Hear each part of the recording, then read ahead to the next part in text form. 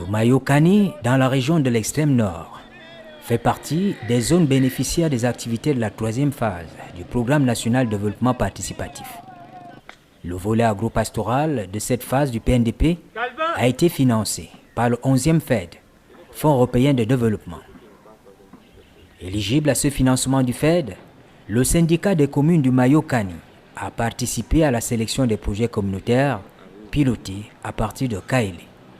Il faut déjà dire que c'est issu d'un lent processus qui a pratiquement fait 2 ans. Depuis 2020, après notre élection à la tête de la mairie de Kaélé et à la tête du syndicat, nous avons travaillé en étroite collaboration avec le PNDP, non seulement pour élaborer nos plans territoriaux de développement, mais aussi pour essayer de travailler sur les chaînes de valeur et aussi le développement des filières. À la suite de cela, nous avons sélectionné des tronçons qui vont nous aider à évacuer des produits. Comme vous le savez, on les appelle les bassins de production.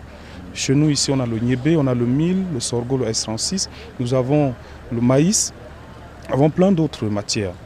Et ces routes ont été sélectionnées sur cette base-là. Et selon leur pertinence et selon la capacité de production que nous avons pour chaque bassin de production, nous avons sélectionné au départ plus de 10. Mais avec critères d'élimination, compte tenu de l'enveloppe qu'on a reçue, nous avons privilégié ces routes-là en fonction de leur capacité de production. Et la spécificité également avec ce résultat du volet agropastoral, c'est que les projets ne sont pas supportés par les communes, par les maires comme maîtres d'ouvrage. Les projets sont supportés par les syndicats, la fédération des communes du département. Et dans le département du Mayo-Kani, c'est le maire de la commune de Kaélé qui est président du syndicat, qui est donc maître d'ouvrage. Et pendant l'élaboration du plan territorial de développement, il y a eu des assises, il y a eu des sessions, des discussions pour pouvoir arrêter les tronçons qui étaient considérés comme urgents.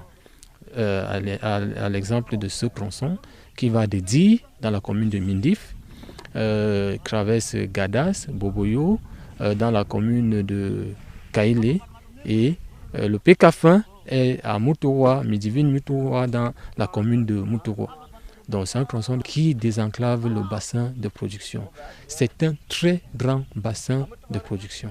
Et c'est un bassin véritable de production, véritable du mil de contre-saison. Ça veut dire qu'en dehors de ce qu'on fait, en cette saison, vous pouvez voir les étendues, les vastes étendues de culture. En saison sèche également, au mois de novembre-décembre, on fait du mil de contre-saison.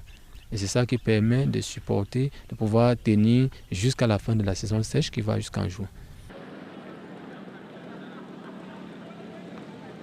En gros, l'implication du PNDP et de l'Union européenne ici a pour vocation de faire du secteur rural un moteur important de l'économie nationale. Un moteur qui crée des emplois décents et des richesses pour satisfaire la demande intérieure-extérieure avec une gestion durable des ressources naturelles. Le volet agropastoral suppose, entre autres, l'appui aux filières porteuses et le désenclavement des bassins de production.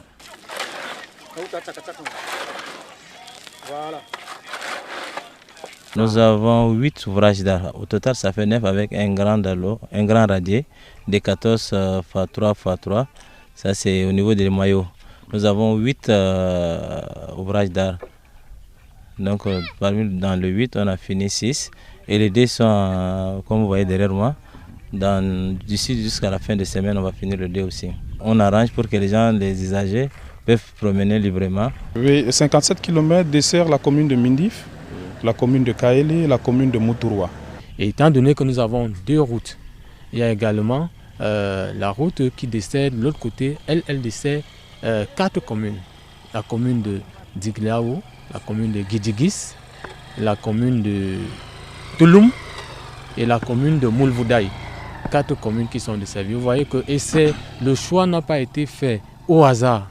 C'est des localités qui sont des très grands bassins de production. Et les spéculations que nous avons dans ces domaines-là, c'est le niébé, c'est le mil, c'est le maïs, vous avez les arachides et vous avez aussi l'élevage. Nous avons reçu une enveloppe à peu près de 700 millions pour tous nos projets. Mais pour les routes, nous avons gardé environ 400 millions, un peu plus de 400 millions. Et les autres restants ont été orientés vers les projets de transformation, les forages et l'amélioration de l'élevage. Dans le Mayo-Kani, les projets réalisés s'appuient sur le plan local de développement, présenté ici comme un outil de priorisation et de programmation des investissements socio-économiques à l'échelle locale. Généralement, les micro-projets financés par le PNDP sont issus du PCD. Alors, la particularité avec ces projets que nous finançons actuellement, ce financement fait, c'est que ce sont des projets issus non seulement du PCD, mais également du plan territorial de développement que nous avons appelé PTD. On va dire que le PCD s'arrête au niveau de la commune. Le plan territorial de développement, lui, il englobe tout le département et il peut même être fait pour la région.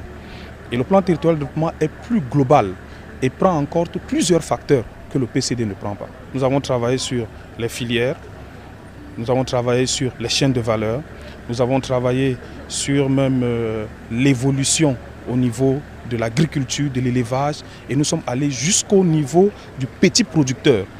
Donc on a fait un travail de terrain de fond qui a pratiquement fait 6 mois pour pouvoir élaborer les premiers éléments, avoir les premiers éléments sur le plan territorial de développement. Il faut dire que nous-mêmes déjà, nous sortons d'un déplacement que nous avons effectué aux États-Unis et avec notre plan territorial de développement, nous pouvons attaquer aujourd'hui, nous pouvons cogner à toutes les portes. Avec notre plan territorial de développement qui a été élaboré par des experts et qui a été financé par le PNDP, à travers le PNDP, l'Union européenne, il faut dire qu'aujourd'hui on a un document fiable. C'est notre dictionnaire. Nous allons aller avec ce document vers les bailleurs de fonds pour pouvoir obtenir tous les financements que nous avons besoin.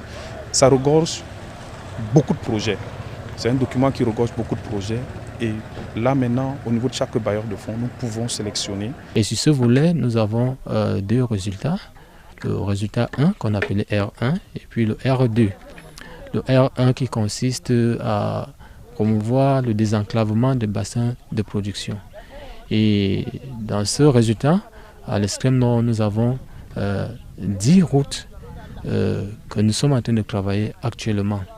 Nous avons 2 routes dans le Mayo-Kani, nous avons 4 routes dans le Mayo-Danaï et 4 routes dans le Diamaré, ce qui fait un total de 10 routes pour un montant d'environ 1,8 milliard. On a également le résultat R2 qui consiste à augmenter les capacités de production des agriculteurs, notamment avec l'appui dans le volet, je veux dire, agro-silvopastoral, notamment avec les puits pastoraux, avec la construction des unités de transformation du mil, du sorgho, du riz. Et dans ce sens-là, nous en avons à Yagua, une unité de transformation du riz, à Kaili également, une unité de transformation du sorgho. Et dans le Diamaré, nous avons des magasins de stockage. Nous avons entrepris également de sécuriser le marché à bétail de Bogo, par exemple. Ça, c'est dans le résultat R2. Et là, c'est pour un montant total d'environ 380 millions. Ça, c'est des montants hors taxe, puisque le FED ne finance que du hors taxe. Donc, ce qui fait un total d'environ 2,250 milliards. Dans les zones d'intervention du PNDP FED à l'extrême nord, les sections des routes communales réhabilitées ou entretenues avancent malgré les aléas climatiques. Les effets attendus dans le domaine de la production agro-pastorale auront certainement une incidence sur la lutte contre la pauvreté. C'est un tronçon de 50 km qui a beaucoup de points critiques qu'il fallait traiter, non seulement le déblayage, le remblai, le traitement de la chaussée, mais également les ouvrages de franchissement. Et compte tenu du fait que la saison de pluie est arrivée plus tôt que prévu, ça a modifié en quelque sorte, ça a freiné, ça a ralenti, beaucoup ralenti le rythme de travail des entreprises. Donc, ce qui fait qu'aujourd'hui, les entreprises ne peuvent plus faire des travaux de chaussée. Quand vous regardez tout le tronçon, à peine ils ont travaillé, dans la soirée, dès qu'il pleut, tout le travail doit être repris à zéro. Donc c'est pour cela que nous leur avons demandé. D'ailleurs, il y a la note du ministre des Travaux publics qui a demandé que dans la région d'Extrême Nord, tous les travaux de route puissent être arrêtés au 31 juillet. Mais dans cette localité particulièrement, le rythme de pluie est plus élevé au point de ne pouvoir pas arriver au 31 juillet. Ce que nous avons fait avec cette entreprise, avec les entreprises de ce département, c'est qu'elles travaillent plutôt sur les ouvrages où ils n'ont pas forcément besoin d'engins. Mais certains ouvrages, ça c'est des ouvrages moyens, des petits ouvrages, mais il y a des grands ouvrages. Là, en allant vers Boboyo, nous avons un très grand ouvrage là-bas, un dalo multiple de 14 alvéoles x 3 qu'il faudra construire. Mais là, également, ils ont été obligés d'arrêter parce qu'à chaque fois qu'ils voulaient engager les travaux, quand il pleuvait en amont, l'eau de pluie venait transporter tout ce qu'ils avaient déposé. Là, ils ont été obligés d'arrêter pour pouvoir continuer après la saison de pluie. C'est vrai que si l'on s'arrête seulement sur l'état d'avancement des chantiers, que ce soit de 27% de l'autre côté ou de 15% de l'autre côté, on va être un peu déçu. Mais il faut dire que cela n'est pas arrivé de manière anodine. Cette année-ci, les pluies sont arrivées plus vite que prévu. Nous comptons terminer les travaux au mois d'août. Et nous savons généralement que chez nous ici, les pluies commencent, ou alors les pluies sont vraiment très élevées à la fin du mois de juillet et août. Mais cette année, c'est un peu arrivé plus tôt. À partir du mois de juin, début mai, on a commencé à avoir les pluies et ça a beaucoup freiné les travaux. Mais nous allons travailler avec les partenaires pour que des rallonges de délai nous soient accordées pour pouvoir achever ces projets que vous-même vous avez vu sur le terrain. Les entreprises sont mobilisées, les équipements sont sur le terrain, les équipes sont sur le terrain et ils essayent de travailler tant bien que mal sur certains tronçons ou alors sur certains ouvrages. Des infrastructures visant à promouvoir le développement agropastoral sont réalisées à la demande des communes. En retour, les élus locaux sont formés par extension à la maîtrise d'ouvrage communale.